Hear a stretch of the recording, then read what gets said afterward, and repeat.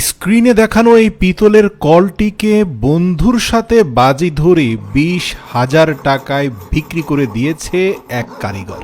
আসলে মূলত সে একজন জুয়েলারি কারিগর ছিল। তার বন্ধুকে সে বলল, জানিস এই পিতলের কলটাকেও আমি চাইলে 20,000 টাকায় বিক্রি করতে পারবো। কিন্তু বন্ধু বলল, তুই যদি এটা 20,000 টাকায় বিক্রি করতে পারিস তাহলে আমি তোকে 1 লক্ষ টাকা দেব, আর যদি না পারিস তুই আমাকে 1 লক্ষ টাকা দিবি। কারিগর বন্ধু এই কলটিকে তার নিজের জুয়েলারি বানানোর ব্যক্তিগত কারখানায় নিয়ে গেল। সেখানে নিয়ে কলের প্যাঁচটাকে হ্যাকশো বেল্ট দিয়ে খুব চমৎকারভাবে কেটে আলাদা করলো। এরপরে আমরা পরবর্তী ধাপে দেখতে পেলাম খুব চমৎকারভাবে বিভিন্ন ধরনের যন্ত্রাংশ এবং তার অভিজ্ঞতার আলোকে সে এগুলোকে ঘষে মেজে চকচকে করে ফেললো। হঠাৎ করে যে কেউ দেখলে এটাকে গোল্ডি মনে করবে। প্রিয় দর্শক, পরবর্তী ধাপে আমরা দেখতে পেলাম যে হাতলের একটা অংশকে কেটে আলাদা করলো, সেটার মধ্যখানে খুব সূক্ষ্মভাবে জুয়েলারি ড্রিল মেশিন দিয়ে ছিদ্র করলো।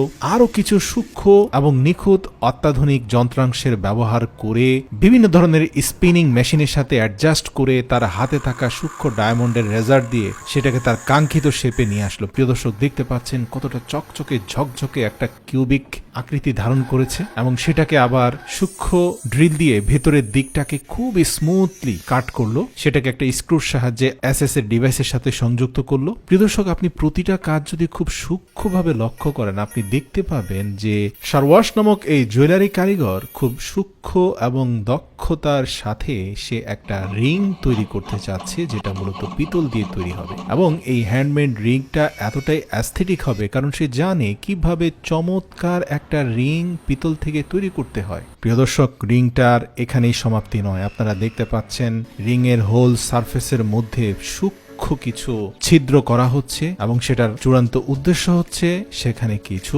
পাথর বসানো হবে। ঠিক যেমনটা আমরা ভেবেছিলাম, প্রত্যেকটা কাজই সরস অত্যন্ত দক্ষতার সাথে করছে, কারণ সে জানে কিভাবে একটা অতি সাধারণ জিনিসকে অসাধারণ জিনিসে রূপান্তর করা যায়। প্রিয় দর্শক, আমেরিকার মার্কেটে পিতলের জুয়েলারির যথেষ্ট চাহিদা আছে। হ্যাঁ, এমনটা নয় যে এটা গোল্ডের সমমূল্যের, কখনোই না, কিন্তু পিতলের চাহিদা অত্যন্ত বেশি, বিশেষ করে যদি কারিগর দক্ষভাবে জিনিসটাকে বানাতে পারে। এই ছোট্ট রিংটার মূল্য কিন্তু অত্যাধিক বেশি। এছাড়াও এখনো পুরো কল পড়ে আছে, সেই কল থেকে আরো টুকরো টুকরো বের করে সে তার দক্ষতা যোগ্যতা দিয়ে আরো বেশ কিছু জুয়েলারি বানিয়ে সেগুলোকে 20,000 টাকা নয় তার থেকেও আরো বেশি দামে বিক্রি করে সে বাজি জিতে গেল। তার এই ভিডিওর মূল শিক্ষাটা হচ্ছে, পড়ে থাকা জিনিস মূল্যবান হয় না, সেটাকে ঘষে মেজে মূল্যবান করতে হয়। আপনি আজ পড়ে আছেন বেকার, ভাবছেন মূল্যহীন, আপনার দাম নেই, নিজেকে একটু ঘষুন, স্কিল ডেভেলপ করুন, আত্মবিশ্বাসের সাথে কাজ করতে থাকুন।